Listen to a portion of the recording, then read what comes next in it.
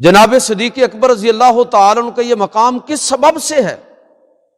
اگر آپ حدیث و سیرت کا مطالعہ کریں تو یہ بات بھی آپ کو مل جائے گی کہ اللہ تعالیٰ نے جس فطرت پر آپ کو پیدا کیا اس فطرت کی کس طرح آپ نے حفاظت فرمائی، زندگی کے روز و شب کیسے گزارے کہ جاہلیت کے اندر بھی کبھی اپنے آپ کو گناہوں سے آلودہ نہیں ہونے دیا، اور جب مکہ کی سرزمین آپ پر تنگ ہو گئی تو ابو بکر صدیق رضی اللہ تعالیٰ عنہ نے بھی، دیگر کئی صحابہ بھی حبشہ کی طرف ہجرت کر چکے تھے، تو آپ نے بھی ہجرت کا فیصلہ کیا کہ یہاں سے نکلتا ہوں اور صحرا، وادیوں، شہروں، دیہاتوں، ملک و ملک سیر کروں گا اور کھلے دل سے اللہ کی عبادت کروں گا، کوئی رکاوٹ نہیں ہوگی۔ یہاں تو قدم قدم پر رکاوٹ ڈالی جا رہی ہے۔ جب مکہ سے نکل گئے باہر تو ایک قریشی سردار جس کا نام ابن الدغنہ ہے وہ ملا، دیکھا کہ سامان وغیرہ باندھا ہوا ہے، کہنے لگا کہ کدھر کے ارادے ہیں؟ آپ نے بتایا کہ میں تو مکہ چھوڑ کر کہیں جا رہا ہوں۔ پوچھا کہ وجہ، سبب بیان کیا کہ بھئی یہاں تو اللہ کی عبادت کرنا بھی، اللہ کو یاد کرنا بھی ممکن نہیں ہے۔ تو اس شخص نے کہا کہ دیکھیے آپ یہاں سے نہ جائیے، سمجھدار آدمی تھا اور نیک لوگوں کی قدر جاننے والا تھا، سمجھتا تھا کہ کسی نیک شخص کا کسی گھر کے اندر ہونا کتنی بڑی بلیسنگ ہے، کسی خاندان کے اندر ہونا کتنی بڑی رحمت ہے، کسی بستی کے اندر کسی نیک آدمی کا وجود، کسی شہر کے لیے، کسی ملک اور ملت کے لیے نیک لوگوں کا وجود کتنا اہم ہوتا ہے۔ تو دانا آدمی تھا، اس نے کہا نہیں آپ نہ جائیں، اگر آپ کو یہاں کو مسئلہ ہے تو میں آپ کے لیے اپنی پناہ کا اعلان کرتا ہوں، آج کے بعد کسی کی جرت نہیں ہوگی، میں آپ کو پناہ دیتا ہوں اور آپ میرے ساتھ واپس چلیے، کوئی آپ کا کچھ نہیں بگاڑ سکے گا۔ اور پھر اس نے کہا کہ جو آپ کی سیرت پر تبصرہ کیا نا وہ میں آپ کو سنانا چاہتا ہوں۔ یہ سیرت کی کتابوں اور حدیث کی کتابوں میں یہ واقعہ پورا موجود ہے، اور اس نے آپ کو یہ کہتے ہوئے واپس لے کر آیا کہ آپ مت جائیے، وجہ کہ ان مثلک لا یخرج ولا یخرج،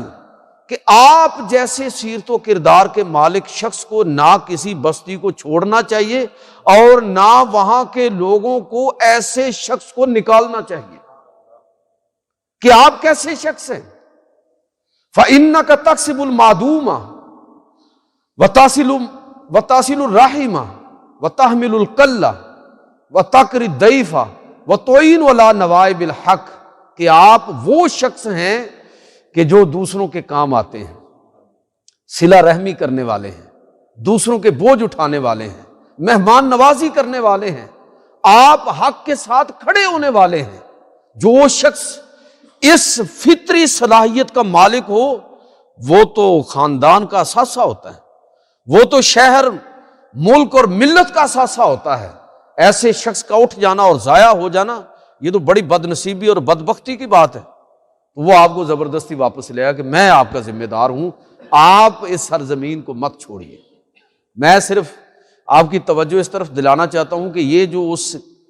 کافر سردار نے جو الفاظ، جو سیرت آپ کی بیان کی، ان الفاظ کو بھی اپنے ذہن میں رکھیے، اور پھر ان الفاظ کو بھی ذہن میں رکھیے کہ جب اللہ کے پیغمبر پر پہلی وحی نازل ہوئی، آپ گھر تشریف لائے، سیدہ خدیجۃ الکبریٰ رضی اللہ تعالی عنہا نے آپ صلی اللہ علیہ وسلم کو حوصلہ دیا کہ اللہ کے پیغمبر آپ پریشان مت ہوئیے، آپ پریشان مت ہوئیے، کلا واللہ، ہرگز نہیں، خدا کی قسم، آپ جیسے صاحب کردار شخص کو اللہ کبھی ناکام اور رسوا نہیں کرے گا۔ اور جو کردار رسول اللہ صلی اللہ علیہ وسلم کا بیان کیا وہ قریب قریب یہی الفاظ تھے۔ صحیح بخاری کے الفاظ سنیے کہ سیدہ خدیجہ نے فرمایا نبی صلی اللہ علیہ وسلم کہ لا یحزنک اللہ ابدا، اللہ آپ کو کبھی ناکام نہیں کرے گا، کبھی آپ رسوا نہیں ہوں گے۔ انک لتصل الرحم، اس لیے کہ آپ صلہ رحمی کرنے والے ہیں، وہی الفاظ۔ वतहमिलुल कल्ला, दूसरों के बोझ उठाने वाले हैं, वतक्सिबुल मादूम, वतकरी दैफ, वतुईन वला नवाइबुल हक। ए अल्लाह के पैगंबर, आप तो वो हैं कि जो दूसरों के काम आने वाले हैं, दूसरों की सरपरस्ती करने वाले हैं, दूसरों की जरूरियात को पूरा करने वाले हैं, मेहमान नवाजी करने वाले हैं, हक के साथ खड़े होने वाले हैं। जो शख्स इस किरदार का मालिक हो, अल्लाह उसको कभी नाकाम नहीं करता, रुसवा नहीं करता। मैं ये दोनों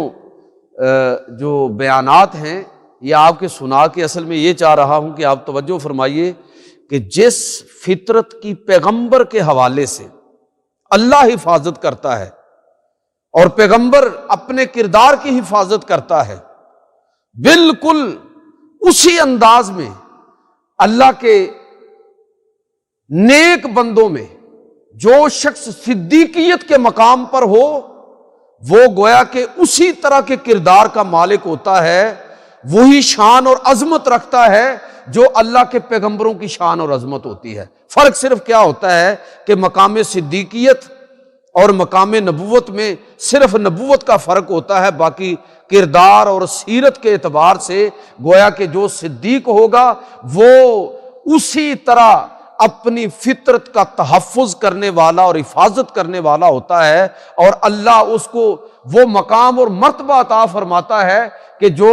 नबूवत से बाद, नबूवत के बाद अगर जो सबसे बड़ा मकाम है तो उसी शख्स का है।